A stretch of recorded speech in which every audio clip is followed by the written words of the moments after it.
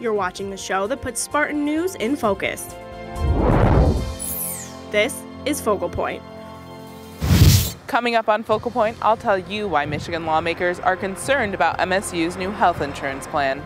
Lucy Guo, tonight on Focal Point, I'm going to tell you how FRIB is dealing with the potential funding cut. It's National Eating Disorder Awareness Week. We'll show you what MSU students are doing to fight back against the disease. Focal Point starts now. I'm Amber Johnson-Weeks. And I'm Jill Silverstein. Welcome to Focal Point.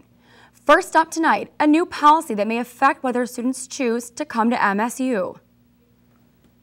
That's right, Jill. Under MSU's new health policy, all incoming freshmen will be required to have health insurance. Emmanuel Berry has more on how lawmakers want the university to reconsider. After I had bronchitis, this is my bill, and I had 10 days to pay it. 10 days to pay $2,000 for a 6-hour hospital visit. This is the situation Michigan State freshman Michelle Graham faced after she went to Sparrow Hospital with bronchitis and was told her insurance was not valid. I had to notify Michigan State that I had out-of-state health care, and they accepted it. So why can't I use it out here? And they completely told me that they rejected it, and I got a $2,000 hospital bill.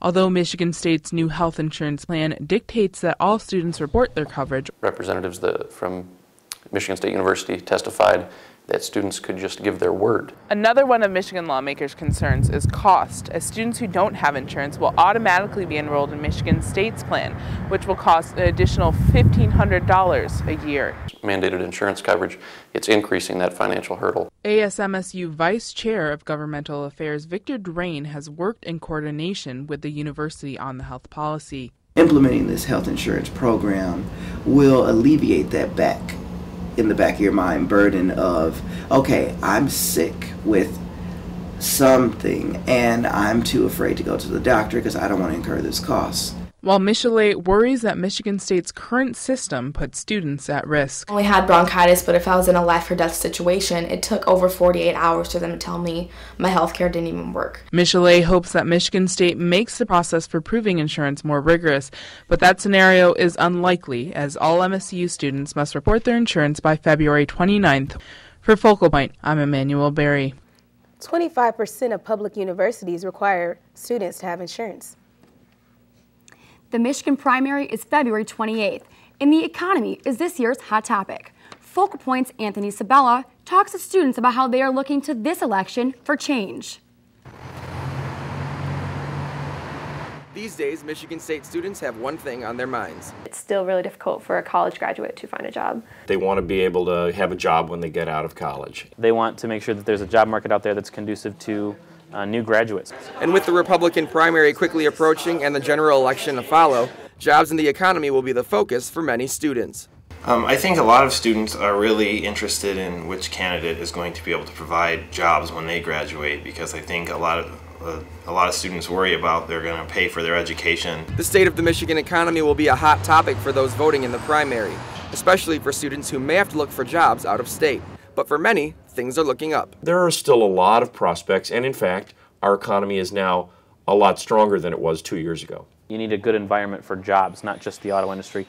And so I think that's what Michigan is doing. The Michigan State University College Republicans are not planning on officially endorsing a candidate until the general election. But there is still work to be done in planning for a primary. Next administration needs to make sure that states have the ability to create a good environment, not just in their state, but nationally. As student voters head to the polls hoping to save their state's economy and find a job, economists have one thing to say: don't panic. We've had a tough decade economically, there's no question about it. But I believe that the public impression often is far worse than the reality. Especially for a state that seems to be on the upswing. We've got good universities, in fact great universities. We've got a lot of things going for us. And who the voters choose on February 28th and ultimately later this year could determine Michigan's success in the future. For Focal Point, I'm Anthony Sabella. A more in-depth version of this story will be featured on the PBS show Washington Week on their website at washingtonweek.org under the Web Features tab. With the Michigan primary looming, Republican presidential candidate Ron Paul has scheduled a visit to Michigan State's campus. MSU Youth for Ron Paul gathered nearly 1,000 signatures to bring the Texas representative to East Lansing. Paul will speak at 4 o'clock on Monday at the MSU Auditorium. Ron Paul is currently in 3rd place behind candidates Mitt Romney and Rick Santorum in the race for the GOP nomination. President Obama's budget for the next fiscal year has big implications for MSU's projects. Focal Point's Lucy Guo shows us how this possible budget cut influences both the project and the community. Now we're going up. Now we're doing something. Cassie Cooper has been working for FRIB, the facility for rare isotope beams, for more than 1 year. I came here because Michigan State is the #1 school in the country for nuclear sciences. As a PhD student majored in chemistry, she is now working as a research assistant for the FRIB program. FRIB is trying to answer important questions about atoms themselves, is trying to answer important questions about the universe. As a new national facility for nuclear science, FRIB is funded mostly by the United States Department of Energy. The cost is a little over $600 million. Now, one of the most challenging problems is the proposed funding cut to build a new facility. Part of our job is to bring down our deficit. President Obama's 2013 budget proposal, FRIB's funding has been cut from $55 million to $22 million, resulting in a $33 million shortfall. If we're not able to get more than the $22 million, then the project will be slowed down. We have to figure out the best use of the money that we have. Mac Hudak became a research scientist in FRIB after he graduated from MSU 5 years ago. I'm responsible for hooking up the RF power line. As a faculty member, Matt says the money for FRIB has and will be well spent. We're not, just burning the money or anything like that. We're buying things with it. The proposed cuts are not as surprising given the economic states of the U.S. While for Michigan, the FRIB program can benefit in many different aspects besides economic. Education is the future for our development here in the community. We're going to need a lot of people to work on it, so that's job opening. It all filters back to the DOE and letting them know that, hey, we actually can do this. Besides the FRIB research team, both MSU and its Lansing officials are trying their best to prevent FRIB funding cuts. What we can do is locally try to put pressure on the people that are making those decisions at the federal level. For Focal Point, I'm Lucy Guo. Michigan State University has already committed to contribute $94.5 million at the beginning of the program. New GPS technology could help reduce waiting time for local bus riders. Focal Point's Katie Dalebout takes a closer look at the future of CATA transportation and how MSU students will soon have an easier time catching the bus. Waiting for the bus is nothing new for students at Michigan State. The Capital Area Transportation Authority is a primary method for getting from one class to another, usually on time. But like with any form of public transportation, waiting is inevitable. I think it's kind of an inconvenience when I have to wait for the bus and I don't know when it's coming. However, the time students spend waiting in places like these could be reduced as early as next fall, when up-to-the-minute bus tracking information could be just a text message away. The new system allows CATA to put GPS tracking devices on all of their buses so that each bus's exact location can be tracked at any moment. This information feeds back to a central location in real time using a cellular service. And the text would return to them the next 3 buses that are coming to that bus stop. While CATA does post bus times online, the relative ease of accessing up-to-date information from a cell phone is more appealing. I text all the time. My phone is always on me, so that'd be a lot easier than having it on my computer so I don't have to open it up. It's just right in my pocket. Whatever the result of CATA's initiative, one thing is certain. Waiting around unsure of your bus's exact arrival time could be a thing of the past. For Focal Point, I'm Katie Dalebout. CATA hopes this new system will be up and running by fall of this year. Coming up, an inside look at Eating Disorder Awareness Week. But first, as Black History Month comes to a close, we take a look at an MSU professor's journey.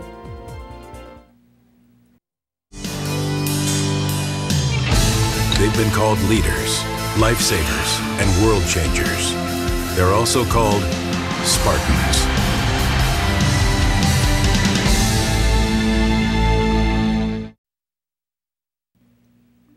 Welcome back.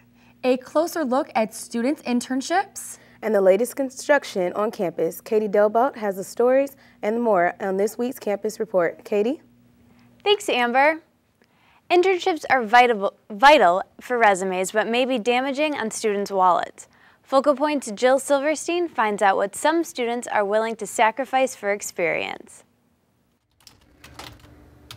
It's 3 o'clock on a Sunday, but this Michigan State student says relaxing is not on his agenda. I think this internship looks very highly on my resume. Social work senior Simon Stratford devotes 16 hours a week to his unpaid internship at Hillel, a Jewish community center on campus. Along with my job and my other classes, this internship puts a burden on my week every week. Unpaid internships are a growing trend for college students, as many are eager to exchange free labor for a foot in the door. I wouldn't have an intern do anything that I wouldn't be expected to do. Simon's boss, Audrey Bloomberg, says they hold a high standard for their interns. Can go out into the world and really make a difference. Unfortunately, not every employer agrees with this mentality. Instead, companies hire interns to do the grunt work. Hi, welcome to Starbucks. What can I get for you? According to MSU Career Services, an internship should not be limited to routine, repetitive, or unrelated tasks, such as getting coffee for your boss. But determining what is related and what is illegal. That's a really tricky one. Career Network advisor Bill Morgan says a handful of unpaid interns have sued companies this year, stating they did twice the work as paid employees. The court seemed to rule that you got to take a hard look at this and say, did the student learn from this experience? However, the vast majority of internships are paid. And college credit is usually offered for the ones that are not. With spring graduation less than 75 days away, it might be time to take initiative. For Focal Point, I'm Jill Silverstein. I really appreciate it. New construction recently broke ground on campus. The West Circle Steam Loop project will replace and repair 100-year-old tunnels that deliver steam to 90% of MSU's campus. This year has 4 phases, the first which began across from West Circle Complex, and currently the West Circle Drive is reduced to 1 lane. Although the construction began just a few weeks ago, some students are already concerned about how the noise from the area is affecting them. I know some of the guys on my floor have talked about, like, when's the construction going to end, when's it going to end, and I'm like, it's not supposed to end for a while, so gotta kind of get used to it. Construction for the project will span the summers of 2012 through 2015. Black History Month is coming to a close, and MSU professor tells us about her struggles and how she now works to help others eliminate discrimination. Focal Point's Amber Johnson-Weeks has the story. So I can remember my parents taking me to the March on Washington. I can remember that bus ride. Professor LaBelle Gibson Tansel grew up in Southern California at the height of the Civil Rights Movement. They included me. Her parents made sure that she was aware of the advancement for racial equality going on around her. After growing up watching her parents fight for equality, Professor Gibson Tansel was still surprised when just 40 years ago, as a student, she got her first taste of racism at MSU, right here in Armstrong Hall. And she said, oh, I cannot live with, a black person. And I was devastated. Gibson Tansel's life experience led her to become a professor and bring about culturally sensitive teachers. In her positive guidance and discipline class, education majors take part in an exercise in which they find their skin tones using paint colors. We start small with children and teaching them about similarities and celebrating differences. She wants you to learn as much as you can from the class and from her own personal experiences. It's exciting because I found myself working in a college and a department which really values my expertise. But also challenging being one of a minority of black professors at MSU. She said she often wonders if she will be accepted when she meets her students for the first time. Students bring with them their institutionalized, racism or prejudice. At a school as diverse as Michigan State is today, it is easy to forget that prior to 1954, separate but equal schools were legal in the United States. But Professor Gibson Tansel says, change is slow, and without tending to it, without paying attention to it, without working hard at it, that things won't change. Like many people, Gibson Tansel hopes that the future will be painted more brightly than the past. For Focal Point, this is AJ Weeks. From 1970 to 1977, Clifton R. Wharton was elected MSU's 14th president, making him the first African-American president of any major university in the United States. Basketball Hall of Famer and former MSU Spartan, Earvin Magic Johnson is in the process of launching a TV network. The basic cable network, called Aspire, will portray positive images of African Americans. Johnson says he wants the station to be used as a vehicle for African Americans to write, act, and direct. The channel will launch at the end of June. That's all for campus. I'm Katie Delva. Back to you guys. Thanks, Katie. The Obama administration is set to propose a new plan that will further regulate food in schools across the country. In an effort to reduce childhood obesity rates, the plan will limit the amount of sugary and salty snacks found in vending machines. Although controversial, those in favor believe it should be the school's job to enforce healthy eating habits in kids. An update on a recent student death. And one student struggled with the eating disorder. Yang Jiwan has these stories in this week's health segment. Thanks, guys. Ingham County Medical Examiner Joyce Daon has confirmed that MSU sophomore Carly Glynn did in fact die from bacteria meningitis. The meningitis vaccine is effective against 4 of the 5 strains of the bacteria, and Glynn became infected with the 5th. After experiencing flu-like symptoms, Glynn was taken to Lansing Sparrow Hospital on February 9th and died in the next morning. Nearly 11 million people suffer from some sort of eating disorders in this country, and as National Eating Disorders Week comes to a close, Focal Point's Victoria Marzek shows us how one woman copes with bulimia and how MSU is helping. Normally, this takes me like an hour and a half. I'm going to make it a lot quicker. For most people, grocery shopping is a simple task.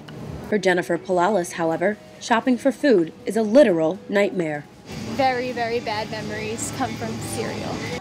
Jennifer suffers from bulimia nervosa, an eating disorder where a person cycles between binging on large amounts of food and then purging the food back up in fear of gaining weight. At my worst, I was happy if I could make it an hour without binging and purging.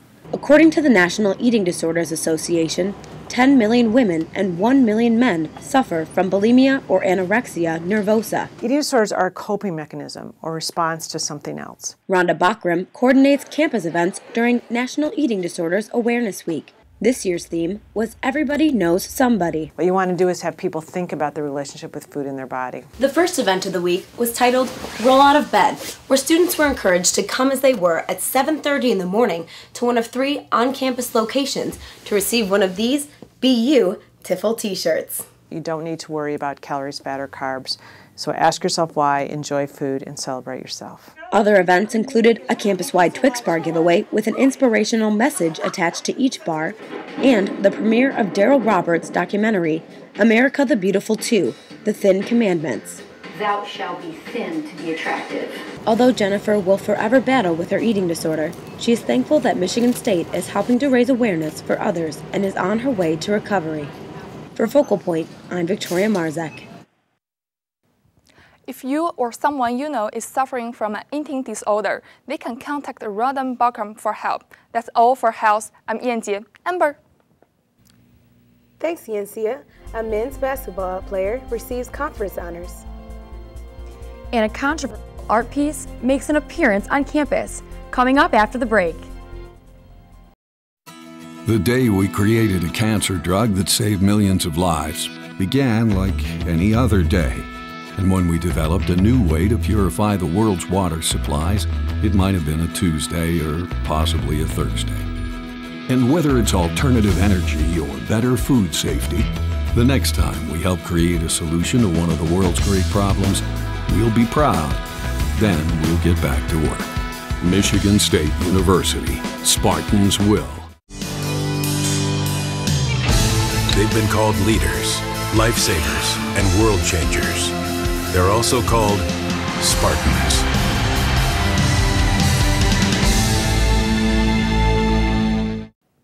Welcome back. I'm Victoria Marzak, and here's what's happening in sports. Spartan senior Draymond Green was named Big Ten Player of the Week 2 weeks in a row. This is the 4th time this season and 5th time of his career. Green leads the Big Ten with 13 double-doubles on the season and is the only player nationally to rank in the top 15 in scoring, rebounds, and assists. The Spartan hockey team swept Alaska with a 3-0 victory last Saturday on senior night. Senior goalie Drew Palmisano returned to the net after 5 games off. He tallied a shutout with 27 saves. Junior Torrey Krug was named CCHA Player of the Week, tallied 2 assists. This marks the 5th shutout of the season for the Spartans.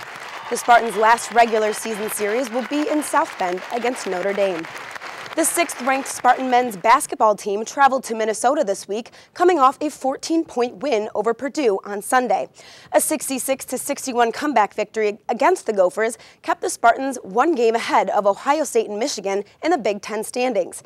MSU controls its own destiny in its race for the conference title, but must get through Indiana and Ohio State, both currently ranked in the top 25.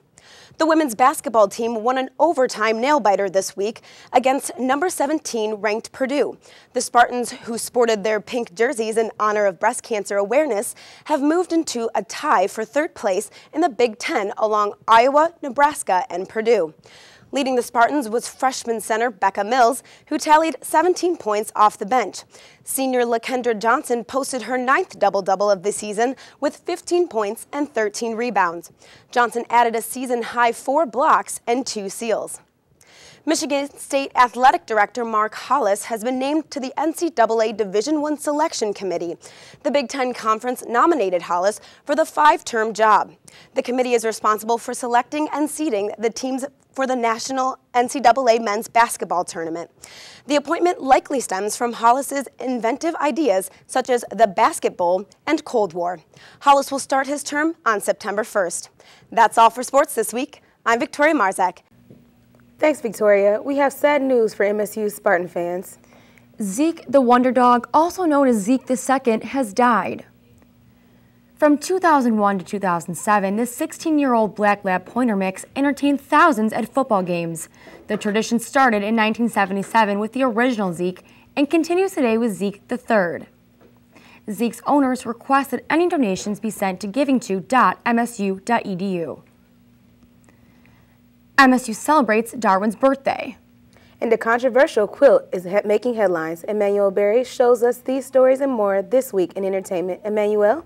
Thanks, Amber. To celebrate Charles Darwin's 203rd birthday, the MSU Museum organized a day to honor his contributions to natural science.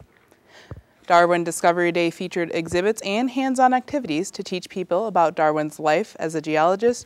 An MSU professor even dressed up as Darwin to add some entertainment to the day. Also, during the exhibit, MSU students volunteered to share their research and knowledge of natural history and law of science.